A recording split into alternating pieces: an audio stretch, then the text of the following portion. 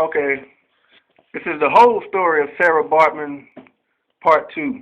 Um, Cape Town. Another name you need to remember is a guy by the name, I just refer to him as Mr. Dunlap, Dunlap. Dunlap was a white guy. From how he was talked about in the book, if you ever seen that movie Gone with the Wind, the author of this book, Rachel Holmes, she kind of made him sound a little bit like a Rhett Butler type dude. You know, kind of one of them very distinguished guys, a little bit of a player, rich.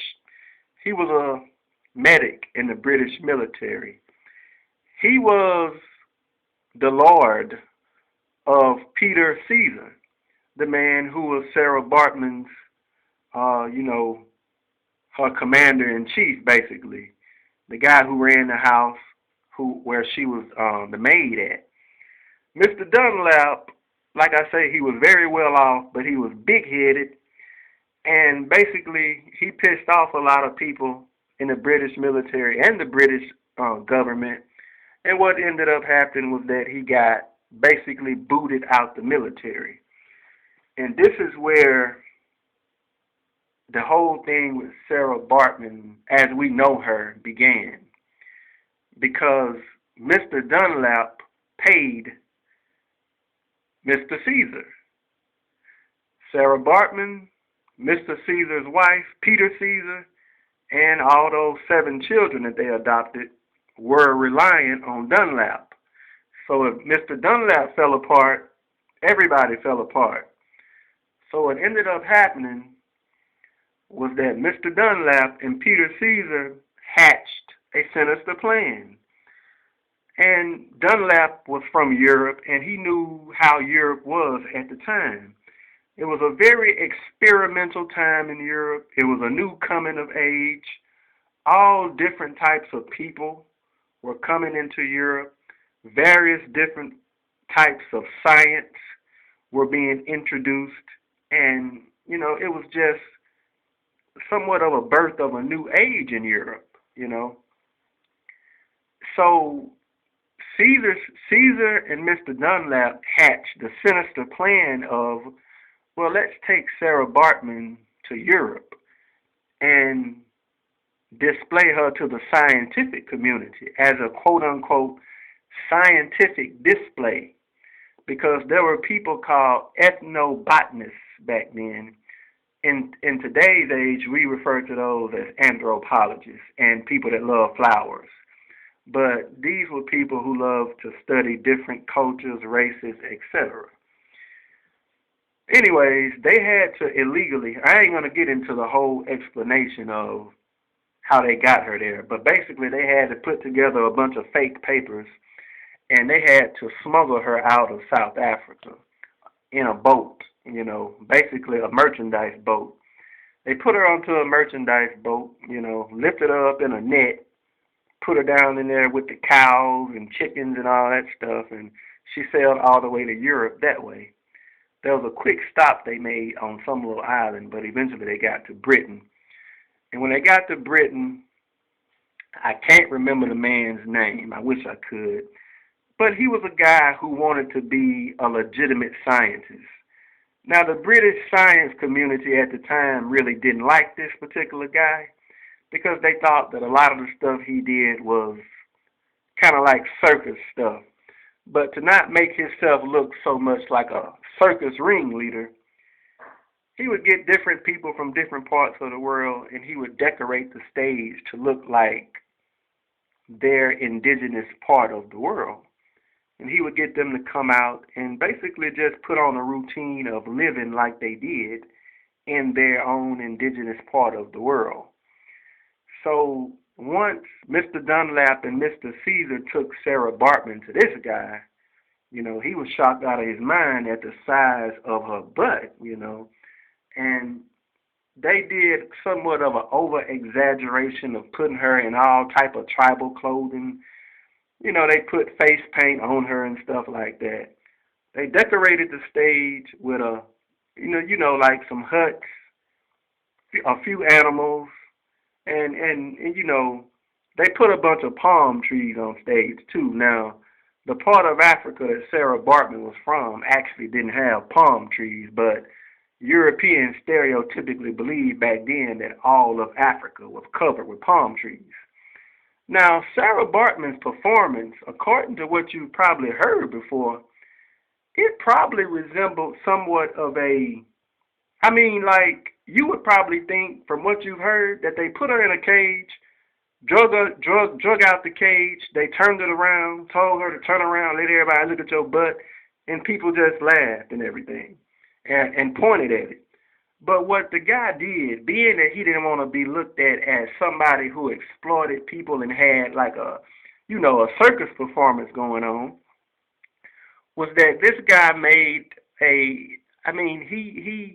he had her perform.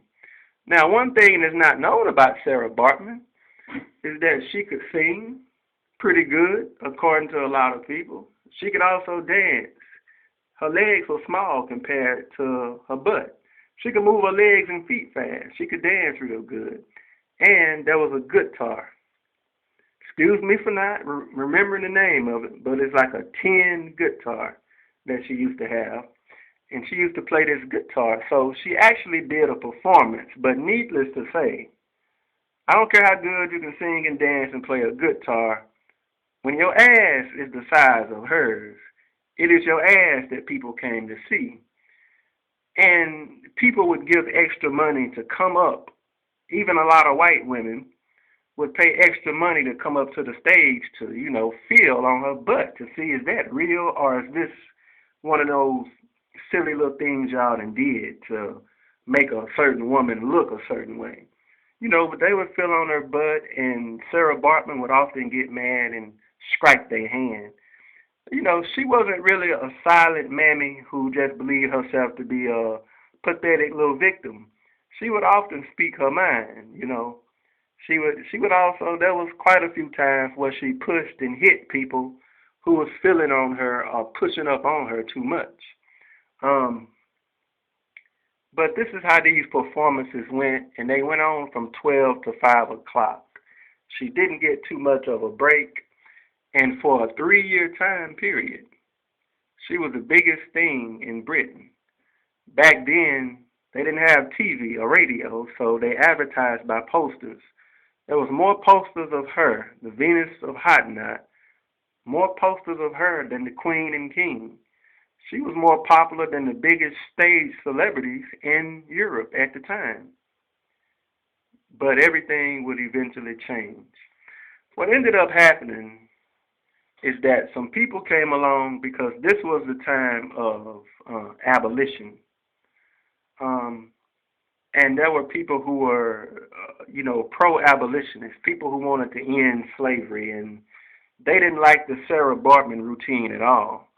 There was one time in which she got real tired of performing, and Peter Caesar took a long cane and kind of struck her on the butt with it to make her get on stage. And the abolitionists took that as she's being held against her will. To make a long story short, they filed a lawsuit and put Saraah Baartman on trial. Now, this is where the controversial part comes in. It's kind of like I said, I'm going to do I report, you decide. I'm not going to leave my opinion of it, but I will say this. When they filed this suit against Mr. Dunlap Caesar and the man who ran this theater, this scientific theater, where they had Saraah Baartman at, these abolitionist people, these anti-slavery people who thought she was being exploited. She could speak, Saraah Baartman could speak English. She could speak her native language of Khoisan. She could also speak what they used to call Low Dutch or Creole Dutch. They called it Kitchen Dutch. Basically, the way that black people speak Dutch. Kind of like the way that Jamaicans speak English. Well, anyway, she was asked 2 specific questions when she was on trial. But let me backtrack a second. One thing that they tried to do, the abolitionists tried to get her put back to Africa based on her immigration papers. But Dunlap was real smart in the way that he drew up papers. he drew it up to almost make it legitimately seem like that the regent governor that Britain had appointed in South Africa allowed him to bring Saraah Baartman, which actually didn't happen. She was an illegal immigrant, but he was able to convince the court that he got her there legally. The first question that they asked her was that, are you being held against your will, and are the men who are over you abusing you? She said no. They also asked her, did she want to go with the missionary Christians and have them take care of her for a while and then take her back to Africa? She said no. I've told this to a lot of brothers, and they say, well, she was just a hoe who enjoyed being in Europe.